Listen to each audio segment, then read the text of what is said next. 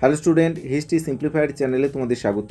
আজকের ভিডিওতে আমরা আলোচনা করছি যারা দশম শ্রেণীতে পড়ো তোমাদের জন্য ইতিহাসের প্রথম অধ্যায় থেকে বাছাই করা 10টি 2 নম্বরের শর্ট প্রশ্নের উপর আলোচনা। তো তোমরা ভিডিওটি শেষ পর্যন্ত দেখতে থাকো। এর আগে আমরা চ্যাপ্টার ভিত্তিক শর্ট প্রশ্নের অসংখ্য ভিডিও আপলোড করেছি। তোমরা সেই ভিডিওগুলি যদি না দেখে থাকো তাহলে আমাদের প্লেলিস্ট করা আছে শর্ট প্রশ্নের উপর, তোমরা সেখানে গিয়ে দেখতে পারো ভিডিওগুলো। আর এ ধরনের ভিডিও পাওয়ার জন্য 2 নম্বর, 4 নম্বর, 8 নম্বরের লং প্রশ্নের বিভিন্ন সাজেশান ও ভিডিও পাওয়ার জন্য তোমরা চ্যানেলটি সাবস্ক্রাইব করো ও পাশে থাকা বেল আইকনটি ক্লিক করো এ ধরনের ভিডিও পাওয়ার জন্য। প্রথম প্রশ্ন, নতুন সামাজিক ইতিহাস কী? উত্তর, 1960 ও 1970-এর দশকে ইউরোপ ও আমেরিকাতে নতুন সামাজিক ইতিহাস চর্চার সূচনা হয়। তাহলে প্রিয় স্টুডেন্ট, নতুন সামাজিক ইতিহাস চর্চার সূচনা কোথায় হয়েছিল? নতুন সামাজিক ইতিহাস চর্চার সূচনা হয় প্রথম ইউরোপ ও আমেরিকাতে 1960 এবং 1970-এর দশকে। তার পরবর্তীকালে ভারতেও এই রকম সময়ে নতুন সামাজিক ইতিহাস চর্চার সূচনা হয়। তাহলে যে ইতিহাস চর্চায় রাজা, মহারাজা বা অভিজাত প্রভৃতি উচ্চবর্গীয় সমাজের মানুষ ছাড়াও যেখানে সমাজের নিম্নবর্গীয় বা সাধারণ মানুষ, যেমন হচ্ছে কৃষক, শ্রমিক, নারী, এমনকি সমাজের যারা অবহেলিত প্রান্তিক বা অন্তজ মানুষ আছে, তাদের কথাকে গুরুত্ব সহকারে ইতিহাস রচনা করছে যারা, বা যে ধরনের ইতিহাস লেখা হচ্ছে এই সাধারণ মানুষকে নিয়ে, সেই ইতিহাসকে বলা হয় নতুন সামাজিক ইতিহাস। তাই নতুন সামাজিক ইতিহাসকে আধুনিক ইতিহাসের জননীও বলা হয়। এই কথাটা বলেছিলেন যে নতুন সামাজিক ইতিহাস চর্চাকে আধুনিক ইতিহাস চর্চার জননী কে বলেছেন? বিখ্যাত ঐতিহাসিক জি.এম. ট্রাভেলিয়ান। দেখো, এই ইতিহাস চর্চার সঙ্গে যুক্ত যে প্রখ্যাত ঐতিহাসিকরা, তাদের নাম কি? রণজিৎ গুহ, গৌতম ভদ্র, পার্থ চট্টোপাধ্যায়, দীপেশ চক্রবর্তী। 2 নম্বর প্রশ্ন, অ্যানাল গোষ্ঠীর ইতিহাস চর্চা বলতে কী বোঝো? প্রিয় স্টুডেন্ট, 1929 খ্রিস্টাব্দে ফ্রান্সে দ্য অ্যানালস পত্রিকায় কয়েকজন ঐতিহাসিক ইতিহাস চর্চার এক নতুন ধারার সূচনা করেন, যা অ্যানাল গোষ্ঠীর ইতিহাস চর্চা নামে পরিচিত। তাহলে এই ইতিহাস চর্চার গুরুত্ব কী?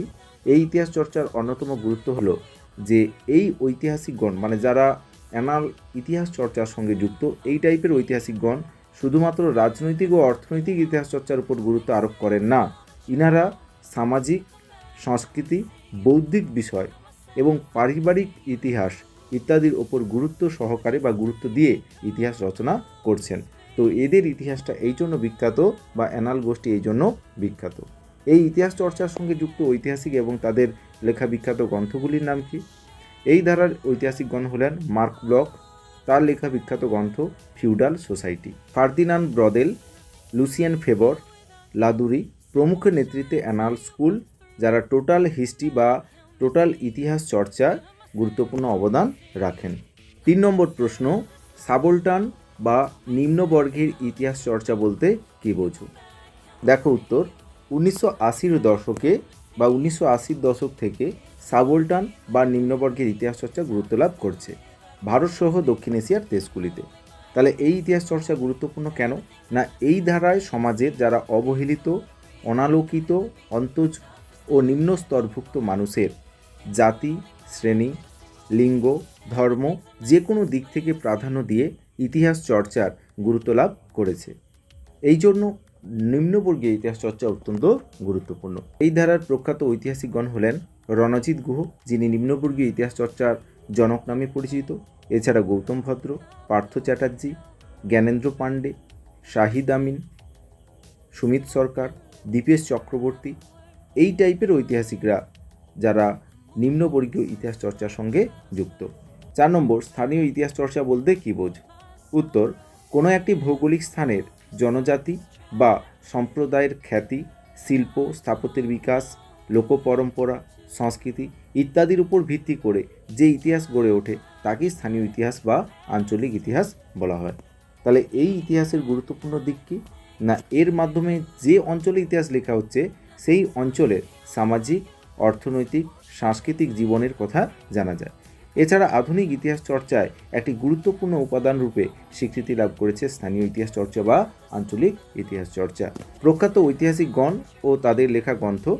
স্থানীয় ইতিহাসমূলক ভারতের প্রথম গ্রন্থ কলহনের লেখা রাজতরঙ্গিনী। তাহলে এই গ্রন্থ থেকে আমরা কিন্তু কাশ্মীরের ইতিহাস সম্পর্কে জানতে পারি।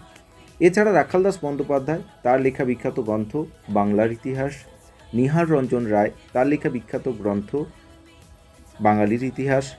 কুমুদনাথ মল্লিক, তাহলে কুমুদনাথ মল্লিক যিনি বিখ্যাত স্থানীয় ইতিহাস গবেষক, তার লেখা বিখ্যাত গ্রন্থ নদিয়া কাহিনী। রাধা রমন সাহা, তার লেখা বিখ্যাত গ্রন্থ পাবনা জেলার ইতিহাস। কালীনাথ চৌধুরী, তার লেখা বিখ্যাত গ্রন্থ রাজশাহীর সংক্ষিপ্ত ইতিহাস।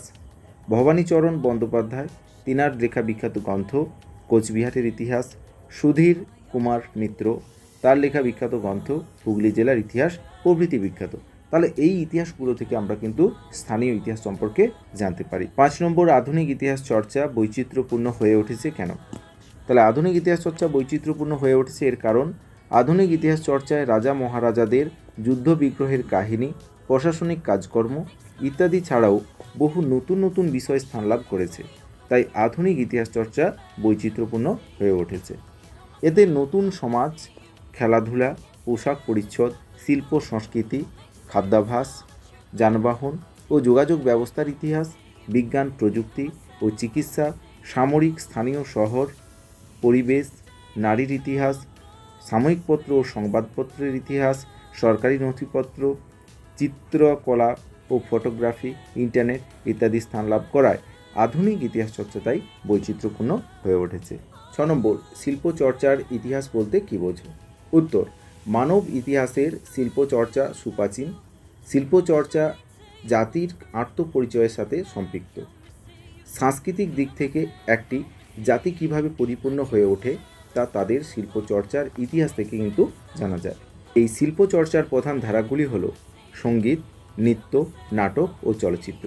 তাই আধুনিক ইতিহাস চর্চায় শিল্প চর্চার ইতিহাস বিশেষ গুরুত্বপূর্ণ, কারণ নাটক, শিল্প, নৃত্য বা সঙ্গীত এবং চলচ্চিত্র এগুলো থেকে কিন্তু প্রচুর ইনফরমেশন বা তথ্য পাওয়া যায়।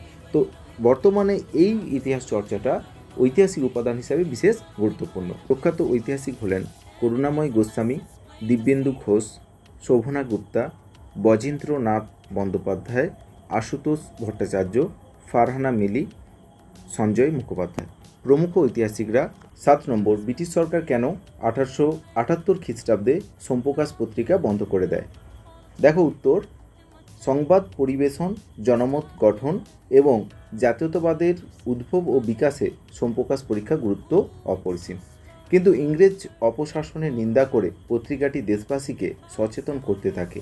ক্রমাগত ব্রিটিশ বিরোধী লেখা প্রকাশের দায়ে লর্ড লিটনের দেশীয় সংবাদপত্র আইন, যেটাকে আমরা ভার্নাকুলার প্রেস অ্যাক্ট বলছি, 1878 খ্রিস্টাব্দে এটি জারি করা হয়। এর কোপে সোমপ্রকাশ প্রায় 1 বছর বন্ধ থাকে। পরে পত্রিকাটি নতুন করে প্রকাশিত হতে শুরু করলেও তা আগের জনপ্রিয়তা ফিরে পায়নি। প্রিয় স্টুডেন্ট, তোমরা যদি জানো তাহলে কমেন্ট করে জানাও এই পত্রিকার সম্পাদক কে ছিলেন এবং কবে পত্রিকাটি প্রকাশিত হয়। 8 নম্বর প্রশ্ন, ইতিহাসের তথ্য সংগ্রহের ক্ষেত্রে ইন্টারনেটের সুবিধা ও অসুবিধাগুলি লেখো। তাহলে আমরা এখানে দুটো করে সুবিধা অসুবিধা আলোচনা করব। তাহলে দেখো উত্তর, ইতিহাসের তথ্য সংগ্রহের ক্ষেত্রে ইন্টারনেটের ব্যবহারের সুবিধা ও অসুবিধাগুলি লক্ষ্য করা যায়, যেগুলো হলো 1 নম্বর, ইন্টারনেটের সুবিধা, যাবতীয় বিষয়, ঘটনা, ব্যাখ্যা, ছবি, আওয়াজ ঐতিহাসিকের কাছে মুহূর্তের মধ্যে হাজির করে ইন্টারনেট। 2 নম্বর, অতি সহজে বাড়িতে বসে বিশ্বের বিভিন্ন লাইব্রেরি, মিউজিয়াম, লেখাগার থেকে তথ্য সংগ্রহ করা যায় বাড়িতে বসেই। তাহলে এই ক্ষেত্রে ইন্টারনেটের সুবিধা কিন্তু অত্যন্ত গুরুত্বপূর্ণ। 2 নম্বর আসছি আমরা ইন্টারনেটের অসুবিধাগুলি। 1 নম্বর, সব সময় সকল বিষয়ের তথ্য ও চিত্র পাওয়া যায় না, এটা অসুবিধা। 2 নম্বর, অনেক সময় একই বিষয়ে বিভিন্ন ওয়েবসাইটে পৃথক ও পরস্পর বিরোধী তথ্য পাওয়া যায়, এতে পাঠকরা বিভ্রান্ত হয়। তো এই ছিল ইন্টারনেটের সুবিধা অসুবিধা। 9 নম্বর, মহাফেজখানা থেকে কী ধরনের ইতিহাস জানা যায়? প্রিয় স্টুডেন্ট, এই প্রশ্নটা অন্যভাবে ঘুরিয়েও দিতে পারে যে সরকারি নথিপত্র থেকে কী ধরনের ইতিহাস জানা যায়। উত্তর, সরকারি নথিপত্র যেখানে সংরক্ষণ করা হয় তাকে লেখাগার বা মহাফেজখানা বা আর্কাইভস বলা হয়। ভারতের দিল্লির জাতীয় মহাফেজখানা, কলকাতা, মাদ্রাজ, বোম্বাই শহরের মহাফেজখানাগুলি বিশেষ গুরুত্বপূর্ণ। এগুলি থেকে সমকালীন বিভিন্ন সরকারি প্রতিবেদন, চিঠিপত্র, পুলিশ ও গোয়েন্দা রিপোর্ট প্রভৃতি সংরক্ষিত আছে, সেই ব্রিটিশ আমল থেকে বা বর্তমান সময় পর্যন্ত। এগুলিতে সমকালীন বিভিন্ন ঘটনার সঠিক তথ্যসমূহ পাওয়া যায়। এই সব তথ্য পড়ে সমকালীন ইতিহাস জানা যায় বা ঐতিহাসিকদের কাছে অনেক সত্যতা সম্পর্কে জানা যায়।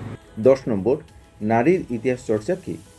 উত্তর, সভ্যতা সংস্কৃতির বিকাশে নারীর ভূমিকা বিশেষ গুরুত্বপূর্ণ হলেও পুরুষ শাসিত সমাজে নারীরা হয়েছে অবহেলিত।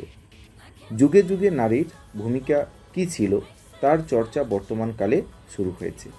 নারীর গুরুত্বকে তুলে ধরার এই ইতিহাস চর্চাই হলো নারীর ইতিহাস চর্চা। 1970-এর দশকে একদল ঐতিহাসিক নারীর ইতিহাস চর্চা নিয়ে কাজ শুরু করেন। গুরুত্ব 1 নম্বর, যে সভ্যতার ইতিহাসে রাজনৈতিক, আর্থসামাজিক ও সাংস্কৃতিক ক্ষেত্রে নারীর ভূমিকাকে তুলে ধরা সম্ভব হয়েছে নারীর ইতিহাস চর্চার জন্য। 2 নম্বর, লিঙ্গ বৈষম্য দূরীকরণ ও নারী পুরুষের সমান অধিকার প্রতিষ্ঠা এই ইতিহাস চর্চার গুরুত্ব লাভ করেছে। প্রখ্যাত ঐতিহাসিকগণ ও তাদের গ্রন্থ।